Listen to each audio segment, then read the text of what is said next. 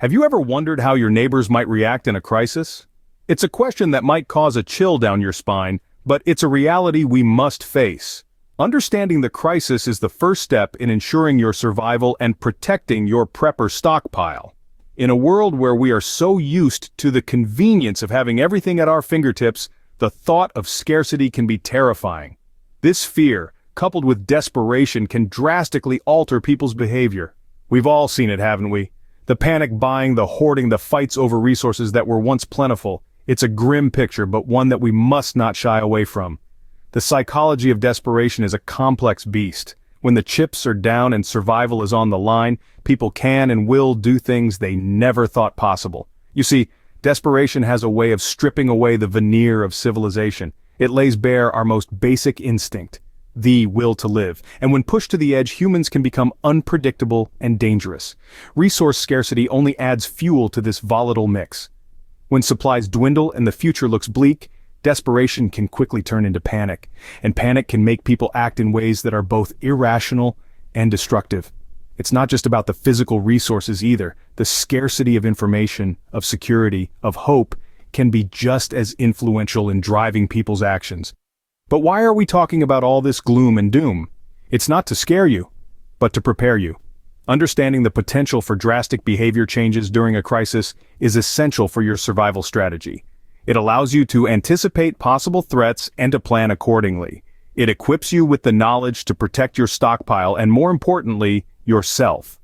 When resources are scarce, desperation can drive people to extremes. It's crucial to understand this dynamic to protect your prepper stockpile. So, let's take a deep breath, roll up our sleeves, and delve deeper into this journey of preparedness. Because knowledge, after all, is the best tool we have in our arsenal. In a crisis, how do you differentiate between genuine need and manipulation? Now that's a question that can keep any prepper awake at night. Discerning between the two is like walking a tightrope. But with the right strategies, you can balance your way across without falling into the pit of deception. Let's start with understanding the basics. Genuine need is honest and direct. It's the mother asking for food for her hungry child, the elderly neighbor needing assistance with their generator, or the friend who has run out of clean drinking water. These are the requests that tug at your heartstrings. They're clear, specific, and often urgent. On the other hand, manipulation is more subtle and cunning. It's the stranger who has a sob story for every occasion, the distant acquaintance who suddenly becomes your best friend, or the neighbor who always seems to need just a bit more than you're comfortable giving. Manipulative behavior often involves guilt-tripping, flattery, or even threats. To evaluate requests for supplies, consider the source. Is this person someone you know and trust? Have they shown a pattern of self-reliance or dependency? Are their requests reasonable and specific, or vague and constantly changing? Next, consider the timing. Genuine needs often arise unexpectedly, while manipulation can come with a sense of staged urgency. Be wary of those who try to rush you into making a decision, or who seem to have a new crisis every other day. Then, assess the context. Is there a logical reason for their request? Does it align with what you know about their situation, or does it seem out of place? Finally, trust your gut. Your intuition is a powerful tool. If something doesn't feel right, it probably isn't. But remember, even genuine needs can become overwhelming if they're endless. It's important to set boundaries and to know your limits. You can't help others if you've depleted your own resources. Recognizing the difference between genuine need and manipulation is key to protecting your resources. Don't let desperation cloud your judgment. Stay vigilant and remember, your survival depends on your ability to assess situations accurately. How do you say no without compromising relationships or safety? It's a tough question, isn't it? But in a crisis, it's one we must confront head-on.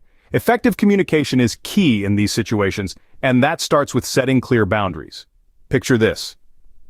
A neighbor approaches you in a crisis, asking for some of your supplies. You want to help, but you also need to consider your own survival. How do you handle this? It's all about assertiveness. Assertiveness isn't about being aggressive or combative. It's about being firm, respectful, and clear about your limitations. You might say something like, "I understand your situation, but I need to ensure my family's survival. I can't spare any supplies right now." But what if they persist? That's where negotiation comes in. And negotiation doesn't mean giving away your supplies. It means finding a solution that benefits both parties without compromising your preparedness. For instance, you could suggest they help with tasks in exchange for some supplies like gathering firewood or helping fortify your shelter. This way, you're not depleting your resources and they're not walking away empty-handed. However, it's important to remember that not everyone will respect your boundaries, no matter how clearly you communicate them. In these instances, maintaining your assertiveness is crucial. Stand firm in your decisions and remind them of the reasons behind your limitations. You're not being selfish, you're ensuring your survival and the survival of those you care about. Negotiating and setting boundaries are not easy tasks. They require practice and a good understanding of human behavior. But remember, your primary goal in a crisis is survival, and effective communication is a key tool in achieving that goal. It allows you to maintain relationships while protecting your resources. In the end, it's about striking a balance between helping others and preserving your own survival. It's a delicate dance, but with clear, assertive communication and smart negotiation strategies, it's a dance you can master. Clear communication is vital in crisis situations. It helps maintain relationships while safeguarding your resources. How can you ensure your stockpile stays secure? This is a question that comes into sharp focus when you are faced with a crisis situation. The answer lies in two key aspects: effective security measures and efficient stockpile management. For starters, let's talk about securing your stockpile. Now, the idea of security can seem a bit daunting, especially when you consider the desperate measures people might resort to in a crisis. But the good news is that there are practical steps you can take to safeguard your supplies. Firstly, consider the location of your storage areas. Are they easily accessible, or are they hidden from sight?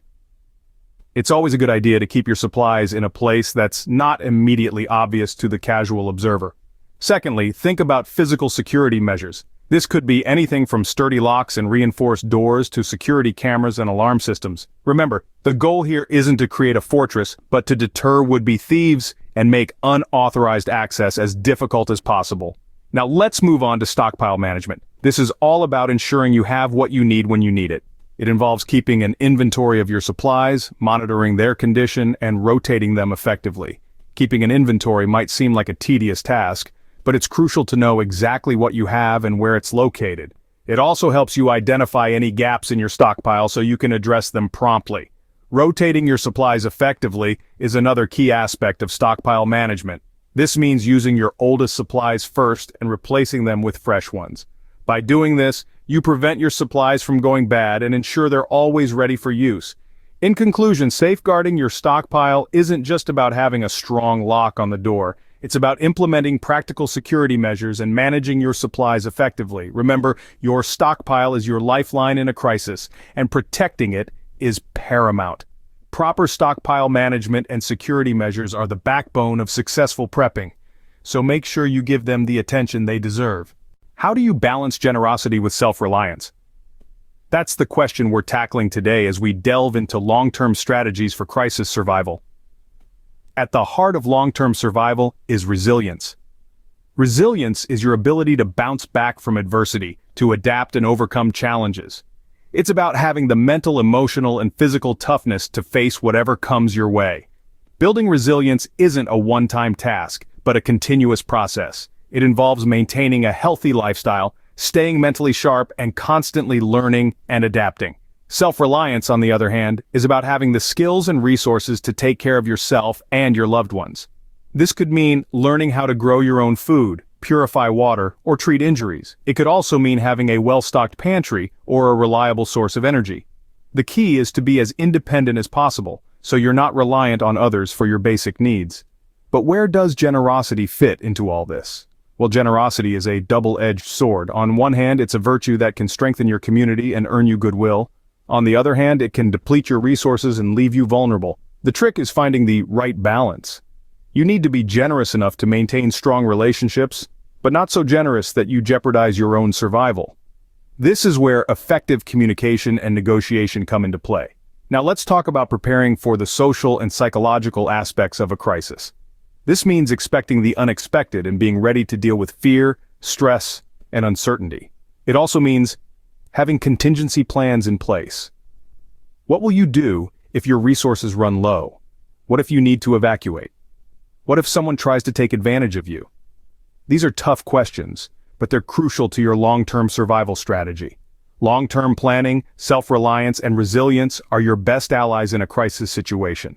They give you the tools to survive and the confidence to face any challenge head-on. Remember, the key to survival isn't just having the right supplies, but also the right mindset. So keep learning, keep preparing, and stay resilient. So, are you prepared to protect your stockpile when desperation hits?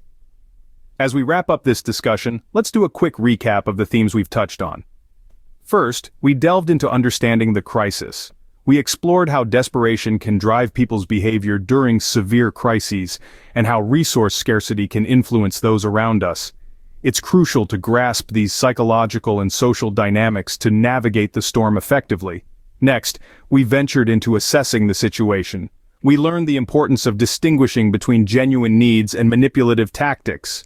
This discernment is vital in ensuring that our resources are allocated appropriately and not exploited by opportunistic individuals. We then moved on to effective communication. Setting boundaries is not an easy task, but it's necessary to protect our resources. We also discussed how to negotiate solutions that allow us to offer assistance without compromising our own preparedness. Remember, it's not about being selfish, it's about being smart and resourceful. In protecting your supplies, we underscored the significance of security measures and stockpile management. Safeguarding our supplies against unauthorized access and maintaining an effective rotation of our stockpile ensures that we have what we need when we need it. Lastly, we ventured into long-term strategies. We emphasized the balance between generosity and self-reliance. Prepping is not just about surviving the immediate crisis, it's about building resilience for future challenges. Planning ahead, considering the social and psychological aspects of a crisis, and having contingency measures in place is what sets a smart prepper apart from the rest. Being prepared is more than just having supplies. It's about understanding human behavior, setting boundaries, and planning for the long term. So, as we conclude this discussion, I urge you to take these insights to heart. Remember, when desperation hits, your preparedness is your lifeline. Stay vigilant, stay prepared, and most importantly, stay safe.